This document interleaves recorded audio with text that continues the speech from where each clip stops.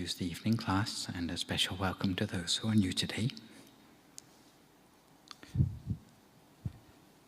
I'm sure a lot of you have heard great things about meditation, and it may be the reason that you wanted to come along to join the class today. And probably in the back of your mind is, what is this meditation all about? How do you do it? Is it the same as the other meditations I've heard about, etc., etc.? So just to give a little brief introduction, meditation has picked up quite a good reputation in recent years because it seems to fill a gap in people's lives where they have particular stresses and strains from the way life is lived in the modern world. When there are so many demands on our attention, we find that quite often our awareness is pulled away to many different things around us in our lives. So we have small devices, medium devices, large devices, and they're all competing for our attention the whole time. It's no wonder that some people, when they close their eyes, they see little squares of light about that dimension. So it tells us that for a lot of our life, our mind is pulled away to things outside of ourselves.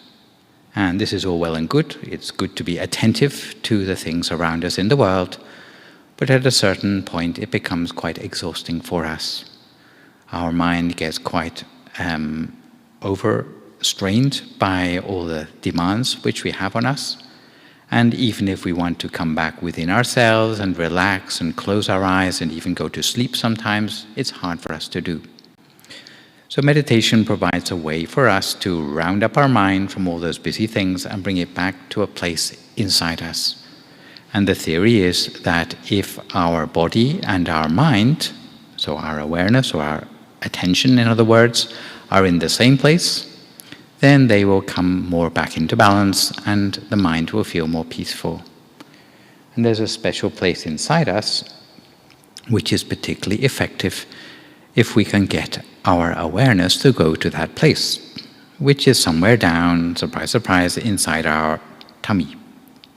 Not inside our brain or our head, but down inside our tummy. And you might ask, well, if the mind is such a mysterious and invisible thing, how can we ever get our mind to do what we want? And the answer to that question is, we need to think of something in our mind to act as a sort of anchor for our awareness or for our mind. And the sort of thing that can be an anchor for the mind can be a picture. So it might be a picture such as an imaginary picture of the sun shining. Can you think of that? Ish. Maybe yellow or golden color, more or less. Or it could be a star or a moon or even a diamond, whatever you like, which is bright and shiny, then generally that is a good thing to start with. But what we actually do with that picture is we take it and place it down in a place that feels comfortable for us inside the area of our tummy. Yeah? May sound strange, but wherever the picture goes, then the mind will follow. And if we ever daydream, then the picture suddenly disappears, which is not a problem because we just bring our attention back again and we can make a new picture. And there's plenty more where that one came from. So using this technique, we can gradually train our awareness. Instead of being outside with all those different things out there, it can start to be inside us and in a place in balance with our body. Some people find that little by little their mind will calm down at the center without a problem. Other people find they have more of a problem with thoughts on their mind. And if that is the case, sometimes you can get away with ignoring the thoughts. So if you pay the thoughts no attention, generally they become quieter all by themselves. But if you have a particularly heavy dose of thoughts in the mind, you may need to add a second strategy to your meditation, which is silently to repeat a mantra in your mind. And it can be any mantra, it can be any words that are inspiring or an affirmation for you. But in the tradition which our meditation comes from, the recommended mantra are the words Samma Arahang. We don't say it out loud, but we just hear the sound of those words as if it's coming up from inside us. And the idea is that because thoughts are generally verbal by nature, then if we already have some of our own words in the mind, then it will block the thoughts that come up randomly in the mind. So we can fight fire with fire by having our own fire in the form of Samma Arahang, going silently in our mind for as long as we're still having to deal with those thoughts. Generally, anytime we meditate, we don't just jump straight in and do meditation, but we set the scene a little bit. The first 5 minutes of any practice is usually spent making sure our body is relaxed enough for us to forget about our body. If we are sitting cross-legged, like some of us are on the floor, then it's generally with the right leg on top of the left leg, sitting in a half-lotus posture. And generally, if our back is straight, then that is a good thing for the meditation.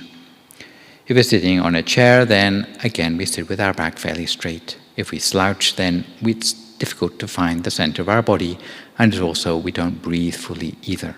So sitting up fairly straight is generally a good idea. The way we put our hands together, ideally, is with the right hand on top of the left hand, and the index finger of the right hand goes up against the thumb of the left hand, and just rests palm upwards in our lap. And the idea of the thumb and forefinger is that if we ever get too sleepy, then the finger slips out of place, and it gives us a little bit of advance warning before the rest of us falls asleep. Yeah, but in practice, you can just sit in whatever way feels comfortable for you. But the idea of not falling asleep still counts. Okay. So far so good? So we'll sit for meditation now for about a half an hour, and I'll lead you through it with a meditation called True Relaxation.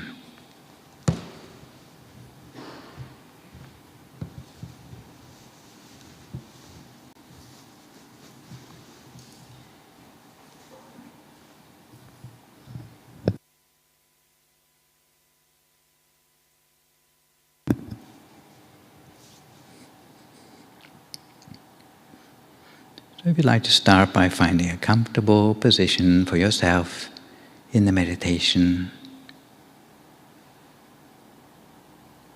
you might sit cross-legged on a meditation mat with your right leg on your left leg, or you can sit on a straight back chair. In either case, your right hand should rest on your left hand.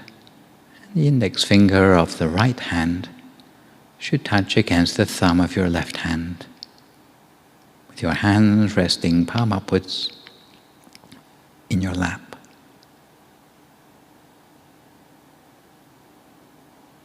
And close your eyes very softly, as if you were only half closing your eyes. Similar to the way you might close your eyes to go to sleep. So never squeeze your eyes closed, and try to make sure there's no pressure around your eyes.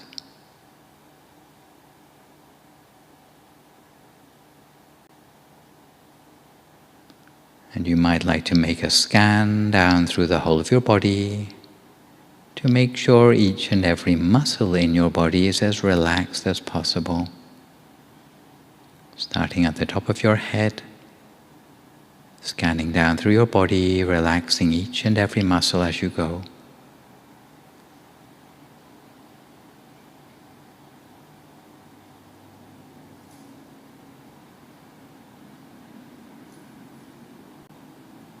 When your body feels relaxed, you can turn your attention to relaxing your mind.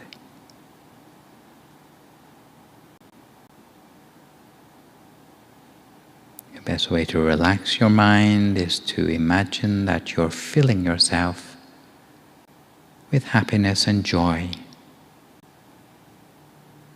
so that your mind feels refreshed, pure and clean inside, free of any worries or anxieties whatsoever.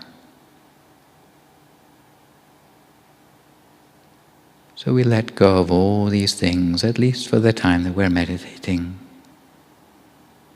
allowing our mind to become empty, and imagining that inside yourself is just an empty space,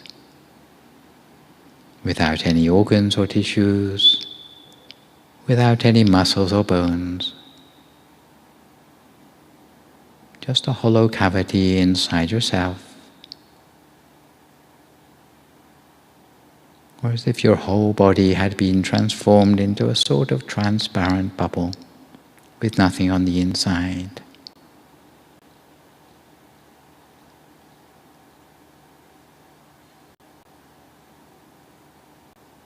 And within this empty space of our body,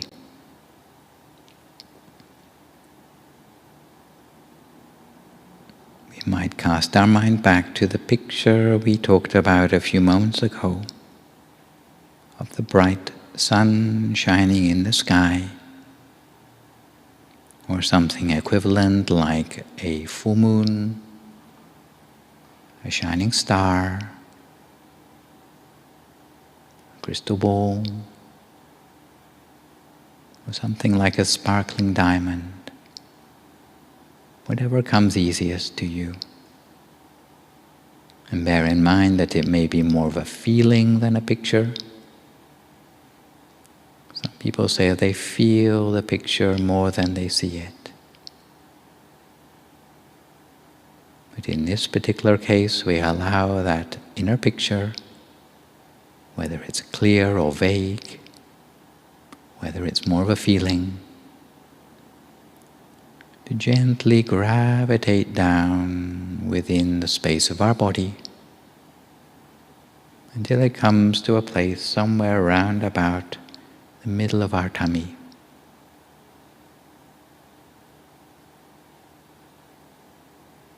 This place inside us is particularly important because it's a place where the mind can become peaceful for a change. It's a place where the body and the mind can come into balance. In effect, it aligns with the turning point of the deepest breath. And it's also a place of wisdom within our body.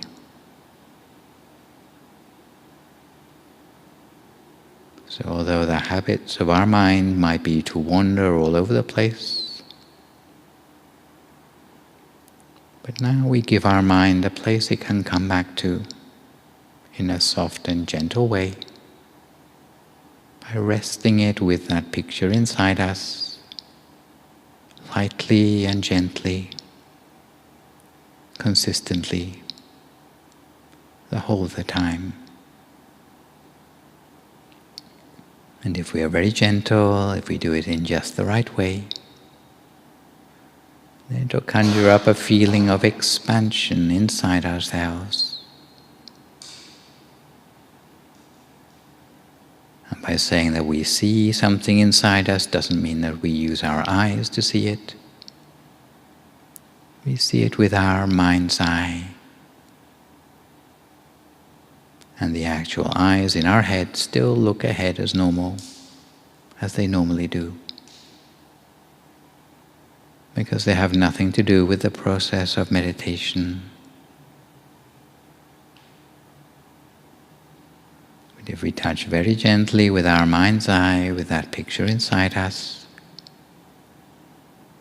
we'll start to have the feeling of expansion and spaciousness inside ourselves, leaving us with the feeling that our whole body seems to melt away into the atmosphere around us.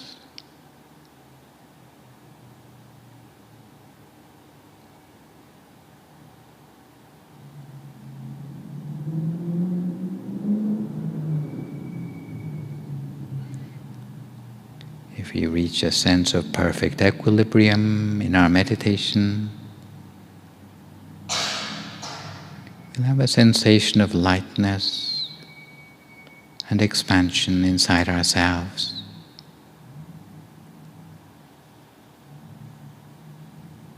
But if we have the feeling inside us that something is narrow or forced, blunt or stressed, then we shouldn't force ourselves to go further down that path in our meditation. It's better that we open our eyes and start all over again in a gentler way.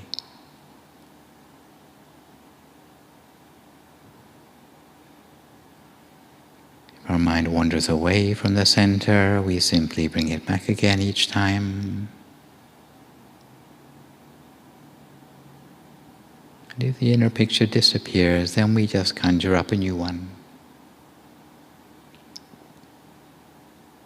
If the picture changes, then we just follow it in its new form.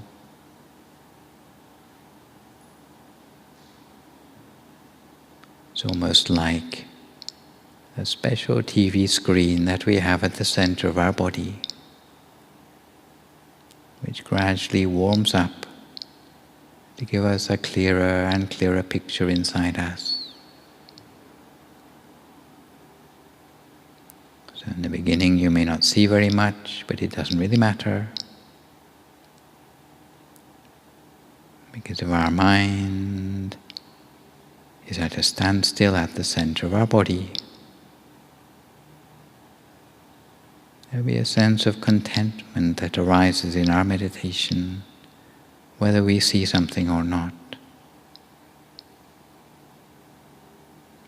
And we'll feel like we'd like to stay with this feeling for a long, long time. Any sense of boredom with the practice will disappear. And it's telling you that you're on the right track in your meditation.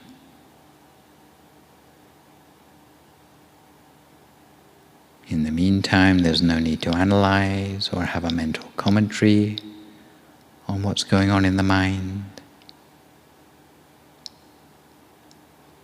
And we also have to resist the temptation of trying to make meditation happen.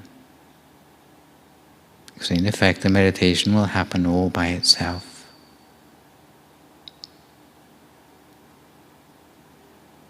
We allow the mind to become peaceful all on its own.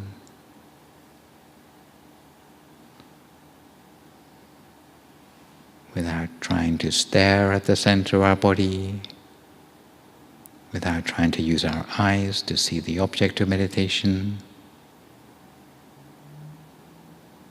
Just simply maintaining our mind at the center gently and comfortably.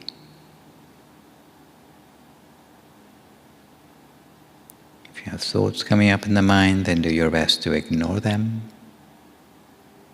And generally they will become less all on their own.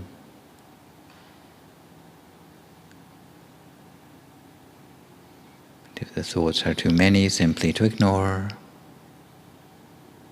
You might continue with that mantra recommended before by hearing the words Samma Arahang, Samma Arahang, Samma Arahang, over and over again in the mind. If you find the mantra useful, then continue repeating it over and over again to yourself until your mind becomes more free of thought. And generally what happens is that as your mind starts to become more independent from the thoughts, then the sound of the mantra will die away by itself, almost as if you forgot to maintain the mantra. If your mind is not quite still and it's still wandering to other matters, then it's possible that you need to keep up with the mantra.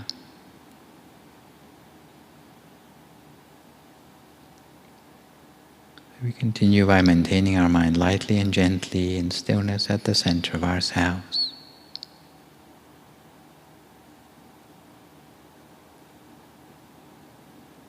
And often there'll be a sense of brightness or increasing illumination in the mind. Something that stays with us during the meditation and sometimes even beyond that. Some people get up from their meditation, go on to other things, and the brightness still stays with them.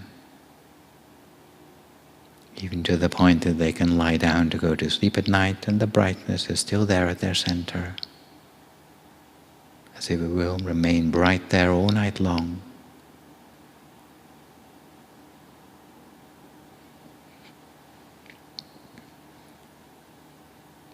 But often it makes us realize that the amount of sleep that we actually need may not be as much as we thought.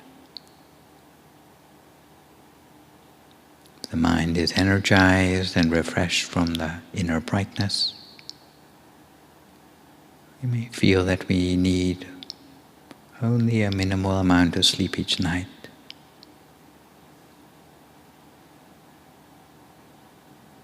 Because mostly people feel they need 6 or 8 hours of sleep each night, only because they're not sleeping very deeply. Because they're spending all night tossing and turning in their sleep. And their time of rest is not really very deep relaxation for the mind. But sleep in combination with meditation allows us to relax on a deeper level.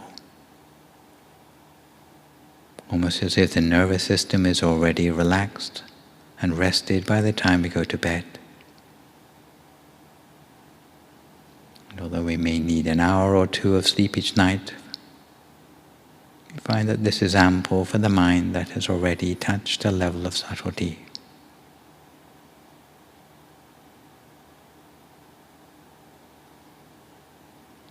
And we find that the rest that we do have at night, even if it's a little, counts for a lot. Because it brings a sense of joy and happiness to the mind the whole of the time.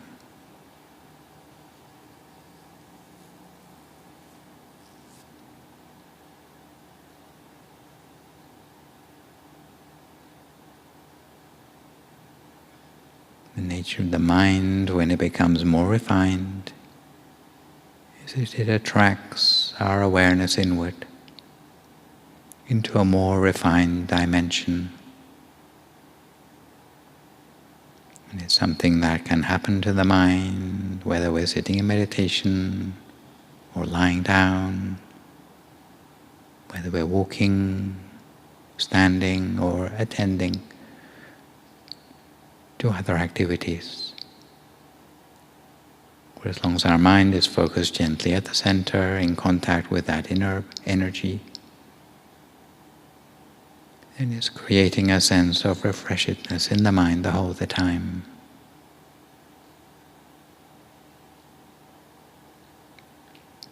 But for now, we continue to magnify and multiply the mind at the center of ourselves, touching gently in that central place, a place of brightness or comfort, a place where the feeling of relaxation is strongest on the inside. Each to our own meditation, just for a few more moments in silence now, until we come to the appropriate time.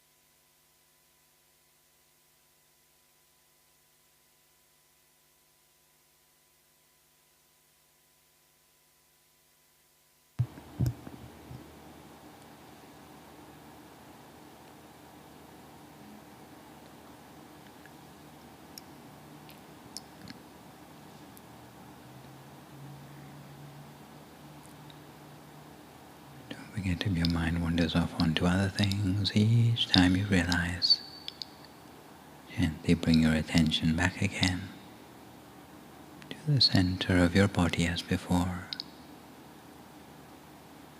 bringing it back for as many times as it takes to build up that sense of connectedness between your mind and that special place inside you.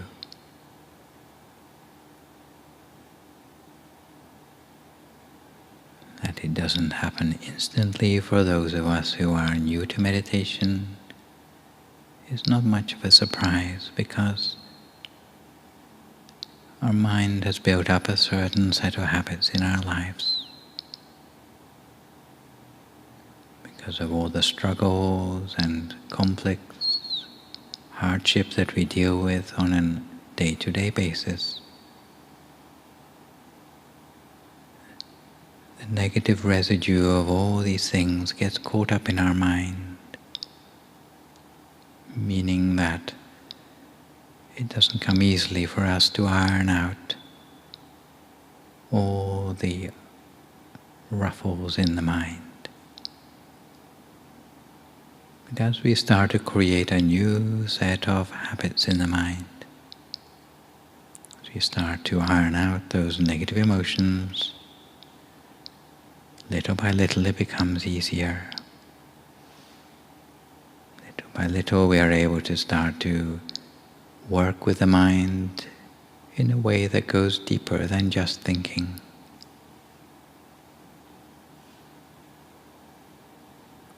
It's almost like dealing passively with the mind, dealing with the mind only by a feather-light touch, working with the mind without expectations,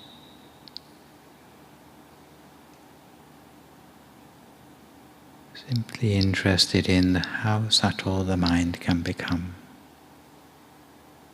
gradually working towards refinement in the mind just by letting it be.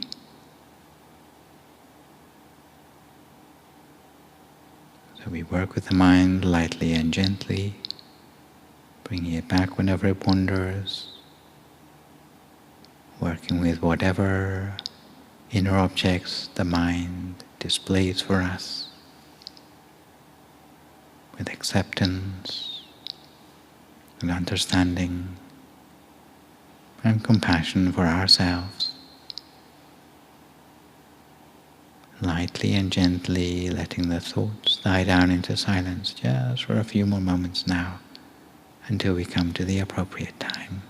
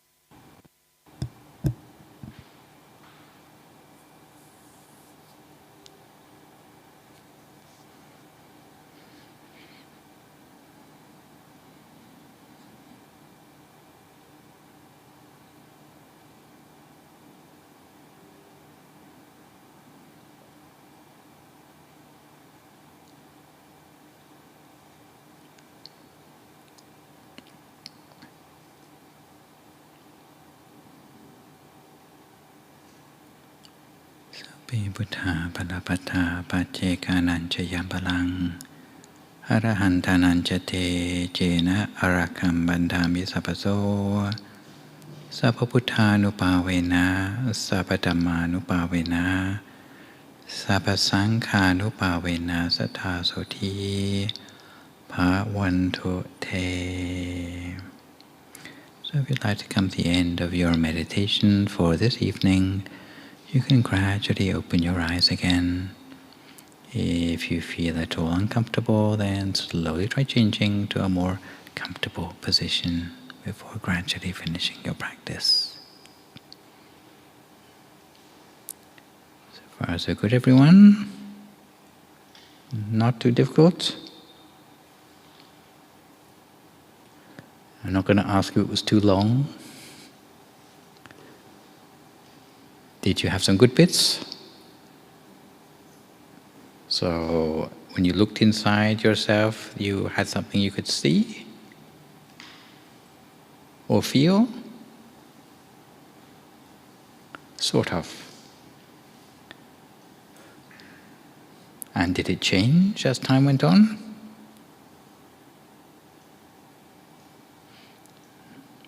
Yeah, it sounds promising to me. So not complete darkness in there then? Ish. Okay. I know it's embarrassing to be asked in front of lots of people. But hopefully you can see a way forward in the meditation from the short experience that we had today. And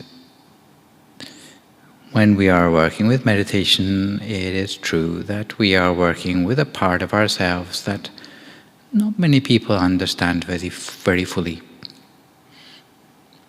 It's like some people, they drive around in a car all day long, but they're not interested in what's going on underneath the bonnet. And if they're ever asked to have to fix anything, then they probably would get in some experts to do it for them. It's possible to go through life without really wondering what goes on beneath the surface. But once we start to become interested in meditation, it's as if we have to automatically start to pay some interest to what goes on underneath. Yeah? We have to start to be interested in how come it doesn't all go smoothly. Like, got a center of the body and we've got a mind which just like put the two together and hey presto, it should be like light switch going on. And it doesn't happen. Why is this? So maybe you need to take the car down to the garage. But it's like in our mind, it's not just all the things we want in there, but we've got a lot of rubbish in there as well. And the special name for such rubbish in technical words that come from Buddhism is unwholesomeness. Sometimes they call it unwholesomeness. Sometimes they call it temptations. And in the first part of this particular talk, which I've put as number 19 in our little series about blessings in life, and this one is to do with putting temptations behind us. It's the first subject where we're starting to deal directly with the mind in this series of talks. We talked about very gross sort of temptations which you can see in the outside world, which might be the things that you know are not good for you, but you want to do anyway. And all the struggle you go through in your mind when you're trying to do the right thing instead of to do the easy thing. That's what we talked about last time. But it turns out that not all the temptations or unwholesomeness affecting our mind are quite so easy to see. A lot of them are under the surface, under the bonnet of the car, hidden away in a place that you only get to know about if you start to do a meditation practice. And sometimes these things are being compared to rust in the mind, things that make things go rusty so that they don't work properly. Sometimes they have been compared to weeds growing in our garden when we prefer to have more useful vegetables growing. So if there were weeds in the mind, what do you think they would look like? If we look deep down in the mind, to have a root around in there, we might see some weeds rather like this one. And some parts of the weeds are under the ground. You can see the roots there. And they come from 3 different roots. You can see of greed and hatred and delusions. So that's getting a little bit subtle already. So we don't normally see those bits at all, because they don't pop up above the ground. But what we do see is the plants that grow out of those roots to give their leaves of different colors. And sometimes in the meditation classes, I give a talk about what all those different colors of the leaves mean, but not today. Today is a slightly different subject, and I'm more interested in the size of the leaves. To talk about gross unwholesomeness, so the big leaves, talk about the medium unwholesomeness, or the medium-sized leaves, and talk about the subtle unwholesomeness, which is the small leaves. So just to give you an idea, if we're talking about the big leaves, and this would relate to the sort of temptations that we talked about last time you saw me, it might be big things in our lives like being greedy or vengeful, or having a really sort of out-of-it worldview where the way you see the world is completely divorced from reality. A really distorted view of the world. Or it might be difficult or shocking things that have happened to you in your life that make it very hard for you to use your mind as it is meant to be used. Yeah? So gross ones. Done with them, okay? Talked about them last week. Today we're going to concentrate more on the medium ones, which are things like little niggling emotions in the mind, which might not affect our lives too much, but they certainly affect our ability to meditate properly. And they might be things like irritation, or spite, or doubt, or envy. And there might be even subtler ones, which would be the little leaves in there, which might include things like deviousness, or obstinacy, or desires of various sorts, most of them kept secret, because they're very deep. And it's only through meditation that we can start to really study and work to uproot these little things in the mind that are the medium and subtle level of unwholesomeness. Without meditation, it's very hard to even recognize them, let alone deal with them. So today, what I'm going to talk about, which is sort of a continuation of what I talked about a couple of weeks ago, is how we can deal with the medium and the subtle ones, because it's a little bit different from just facing up to our temptations. Are you ready? So let's look first of all at the medium ones. So we need a slightly different set of strategies when it comes to the medium level ones, and we get a little bit more into the Buddhist side of things, because this is the sort of thing where Buddhists tend to be a little bit more specialist than just like self-help blogs. Yeah. So generally, the medium unwholesomeness is to do with things that pull our mind away from the center of the body when we're trying to meditate. So some of these are a special group that we all know about if we are regular meditators, called the 5 hindrances. Ring any bells? Oh, come on. Sense desire, ill will, sloth and torpor, which basically means falling asleep in meditation, absent-mindedness and doubt, all the things that pull your mind away from the center, which you have to balance out in order that your mind becomes focused, one-pointed, and settled in the center of yourself. So all the things that we do with meditation are in fact beginning to iron out these mental hindrances, these medium level of unwholesomeness in the mind. They don't just happen when we are meditating, but as we go around and lead our normal lives, dealing with other things, we start to notice the things that trigger these medium level of unwholesomenesses as well. And if we're smart and if we're well versed in our meditation, then the mindfulness that we bring out of the meditation into other aspects of our life can help us to deal with those things before they get any deeper into the mind. For example, if you realize you're obsessing about something when you're, let's say, in your workplace, then you can bring your mind back to what you need to be thinking about instead of what you have been, your mind has got stuck on. You recognize that you can choose your thoughts. Yeah? Or, if someone's making you really angry, you might be able to use samma arahang as a way to calm yourself down before it gets any more firework. You get any more fireworks out of your anger. Yeah?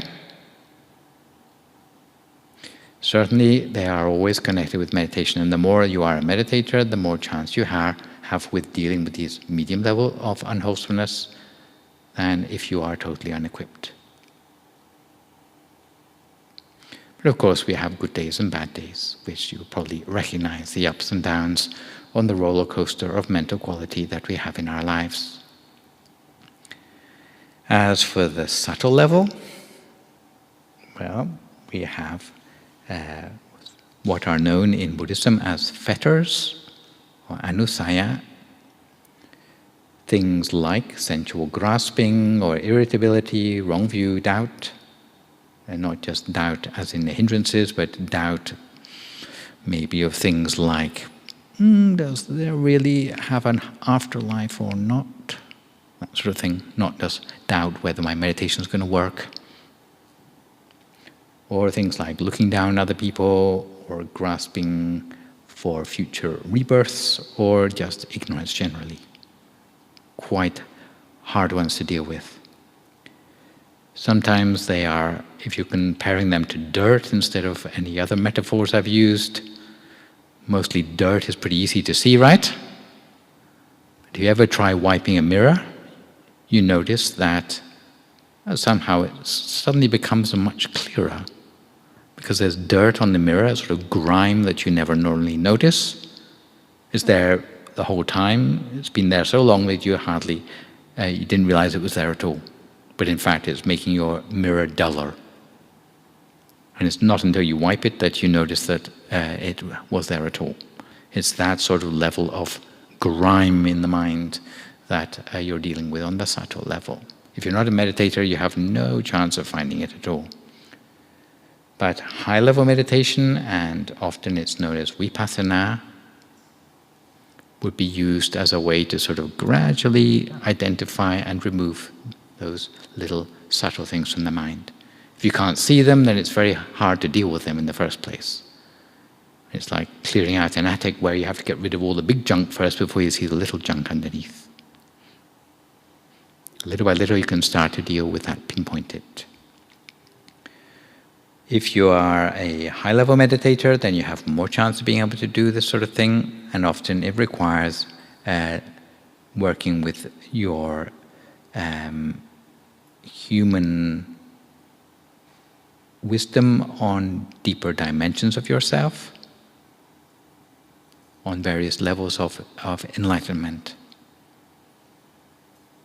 And it's those sorts of parts of yourself that you can use to uproot these very difficult to understand parts of ourselves.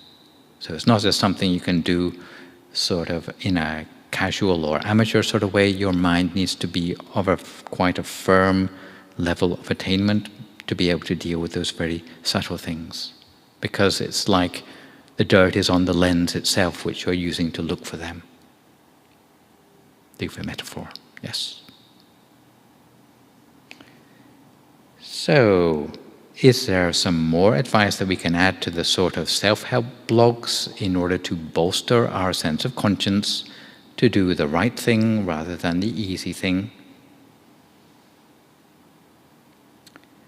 Well, some advice which comes more from the traditional scriptures is that we need to predict and prioritize the outcomes of our actions while thinking of long-term consequences. So, the sort of ready-made list that comes from Buddhism for thinking long-term. Last time we had things like, ooh, I'm not going to have the cake because it adds calories, and then I'll have to go on a long diet afterwards. But Buddhism tends to look a little bit further than that, not just the next Weight Watchers meeting. Things like later regret, so I guess Weight Watchers might be in that one. Criticism, spoiled reputation, retribution from karma, so it's going to come back to bite you. Like the spending spree now seems like a great idea, but the bill will come at the end of the month. And future rebirths. Second thing which you might try also is to understand what lies beneath what is tempting you. It might be different for different people.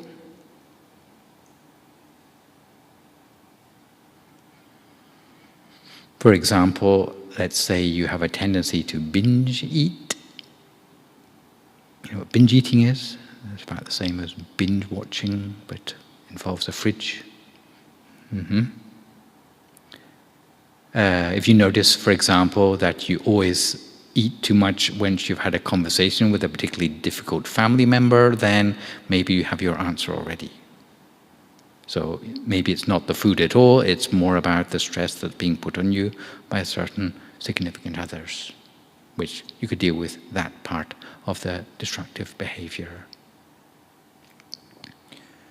Third thing you can do is to practice gratitude. We have a whole talk about gratitude coming up a little bit later down the line, but in brief, anything you can do to count your blessings generally helps to put you in a more powerful position when you are being pulled in the direction of something negative or unwholesome in your life.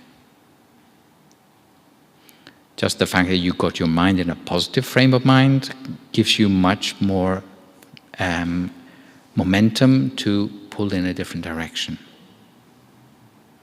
Sometimes you can think of all the things which you might have on your New Year's resolutions list as a good place to start. But for Buddhism, they have a ready-made list of things which you can be grateful for, which anyone can use. Firstly, being a human being at all is a good place to start. Most people think that we just got here by accident, but in fact, if you realize how precious the opportunity you have as a human being to really change the world for something better or change yourself for something better, often we forget about this. Let's think if you were born as a maggot, like what chance would you have to change something in the world? Maybe you can sort of clear up your trash can or something, but that's about it. And generally, no one's going to thank you for it anyway. But as a human being, how much more can you do? You know, maybe you think it's not a great deal, but it's a whole lot more than many other life forms. So that's one place to start with being grateful. Secondly, you can think of your family, how you might be letting them down if you do something that's not quite the best you can be. A third thing is your age. You think, at my age, like I'm all of 9 years old, I ought to know better by now. Not like a little kid anymore. Or as you get older, then that sort of, you can add to that manifold. At my age, I ought to know better. Or you can think about your track record up till now, and you don't want to spoil it. Or you can think of your education, a person with my level of schooling ought to know better. Or you can think about your spiritual teachers. Every time you're about to do something really beneath yourself, you can think of, oh, but the monks would be disappointed with me, so I better stick to my guns. Yes. And we talked about drawbridges, I think, last time. Remember that part? Not letting down the drawbridge to temptations in your little castle. Castles are usually pretty impregnable unless you open the doors. And in the same way, not letting your guard down is a good way to avoid self-control issues. So if you notice the things where you don't have your wits about you, that tends to be when you are caught off your guard and tend to succumb to things that are tempting to you. For example, personally, I notice that I'm usually pretty much on an even keel, but jet lag gets the better of me. Usually I find myself in a really vulnerable position when I'm making that switch from jet lag. I'm not myself. Yeah. So that's generally a time when I would avoid making executive decisions, let's say. Apparently for American diplomatic staff, they used to say 72 hours. You don't get to take an executive decision for 72 hours following a big journey, a long flight. And I think that probably stands. If you find your self-control energy levels are getting low, then you might need to realize at what point they are used up, and maybe don't put yourself in a situation where it's going to be difficult for you to continue on your even keel. And if you find that there's a lot of stress on you, then things like healthy eating habits can mean that you're not sort of hypoglycemic, and that's the reason for you letting your guard down. And avoiding stress generally. It's not just meditation that reduces stress, although we know about that, but other things like yoga or Tai Chi can also help to reduce stress levels so that it doesn't carry over into other tempting behaviors. So I'll finish off today with a little story. It's supposed to be a joke story, but I'll see just how far I can adapt it to still be funny. Okay. And it's about the importance of having a fully functioning conscience when it comes to self-control issues. So far so good? So it's about a man, probably in Tibet. He lived in the mountains somewhere with his wife. And one day, in a very pious sense of duty towards his spiritual quest, he decided to renounce the home life, so leave behind the family, leave behind his house, and go off and live in a cave in order to practice his meditation more deeply. Otherwise known as being a hermit, right? And it turns out his wife was not happy about this. The wife began to miss him. He was off in his cave and not helping with anything anymore. So she went and marched up to the cave and threatened to do away with herself if he continued with his 5 precepts nonsense. So you know what 5 precepts are, right? Didn't know 5 hindrances just now. Do you know 5 precepts? Not to kill things, not to steal, not to misuse your senses or do something which is sexual misconduct, to refrain from wrong speech, and to refrain from intoxicants that cloud the mind, things like drinks or drugs or tobacco. 5 precepts. These are like moral ground rules which all Buddhists try to keep because it covers most of the worst sorts of bad karma, if you can avoid them. So this is what he was doing in his cave, keeping these 5 precepts. So the wife says,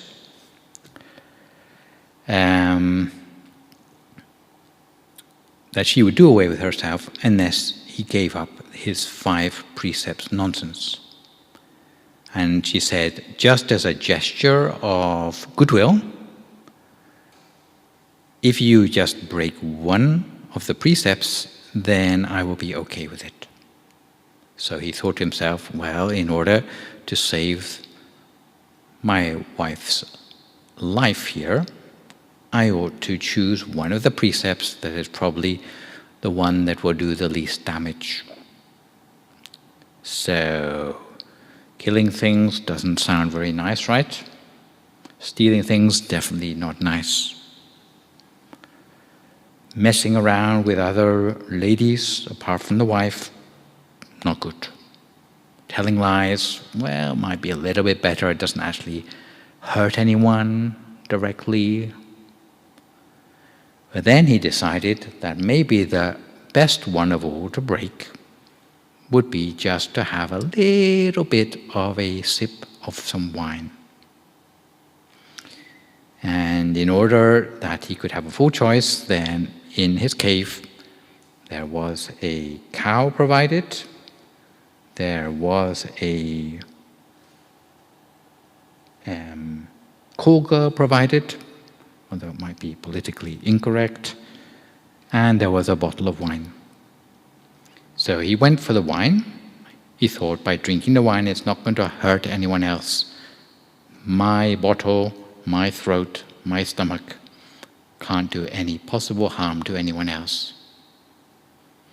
But after he'd had the first sip of wine, he quite enjoyed it. And he went on to have another sip of wine, and another, until the whole bottle had been drunk. And then that wasn't the end of it. Because once he'd drunk the wine, he wasn't thinking straight anymore. And when he wasn't thinking straight, he did lots of other things which he hadn't planned on before, like being cruel to the cow and embarrassing himself with the kolga. So in the end, just one thing actually led to breaking all of the 5 precepts. So in this particular case, which precept do you think is actually the most important of the lot? And the clue is, in any list that comes from Buddhism, generally the last one on the list is always the most important. Why? Because it undermines all the other ones if you can't use your conscience clearly to make the decision between what to do and what not to do. So at that point, when you are particularly vulnerable, then you tend to make all the worst decisions and give in to any temptations that happen to be passing your way. So in this particular case, it's supposed to be a funny story. I don't see anyone laughing very much. Okay, but the innocuous little 5th precept actually is the one that controls our ability to use our conscience. So actually it can undermine any previous self-control that we had in a way that it goes far beyond what we might expect.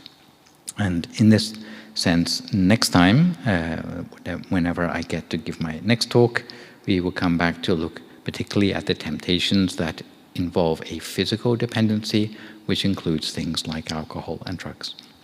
And be looking particularly at those and Buddhist approaches to what to do about it. So some little announcements, especially for those who are new, are that if you enjoy meditation today and found it useful, then I would recommend that you try to meditate a little on your own each day at home, maybe for 20 minutes or so, or if you are of an age that is less than 20, maybe take your age and multiply it by a number of minutes, and that will be about a good length of time for you to meditate daily in order to see some progress in your practice. So pick a time of day which is when you're not going to be interrupted and when you're feeling not too sleepy, and sit down to meditate. Sit down as a family if you like. That's generally a good way to make sure that you continue to see progress in your meditation. Sometimes you can remember the technique taught today, which is all well and good, but after a while it starts to become a little bit hazy, at which point you can fall back on things like the Mind Gem app, which is free to download on your cell phone, and you can listen to audio tracks which lead you through meditation of different lengths, all from teachers in a tradition which uses the center of the body. Here at the Meditation Center, we have classes in person every Tuesday and Thursday. The difference between Tuesday and Thursday is that generally on Tuesdays the meditation is a little bit shorter at 30 minutes instead of 45 minutes on a Thursday. And generally, those who are new would find it easier on the Tuesday night. Apart from that, on Saturdays we still have the remnant of the pandemic, which is that we have Zoom meditations between 7 and 8 on British time, where you get a little talk and a meditation, 20 minutes, half an hour, as part of the presentation, which is convenient for those who like to meditate from home. Also coming up on I think it's the 11th of October, not the 10th, we have a full moon meditation, which is meditation on a special Tuesday night class, but involves lighting candles of some sort on the theme of the end of Buddhist Lent. And this weekend we also have a weekend meditation retreat coming up, Friday night, Saturday and Sunday, finishing on the Sunday afternoon. Here people stay overnight here and practice meditation for 4 sessions a day. It's a good way to build up your meditation experience, especially for those who already have a daily practice. But the price of that is, I think, just £75 for the whole weekend. I'm not sure how they managed to keep the price so low. Maybe it's something to do with not having the evening meal, but it's probably cheaper than heating your home for the whole weekend, I would have thought. But for today, I think that's all I have for you, unless you have any questions, comments, or feedback at this point, in which case I'd be very glad to hear from you. Ladies and gentlemen, if you do have any questions and you'd like to speak privately to meditators, you are very welcome to do so. Maybe together we respect to our teaching on by bowing 3 times. Bow. Bow.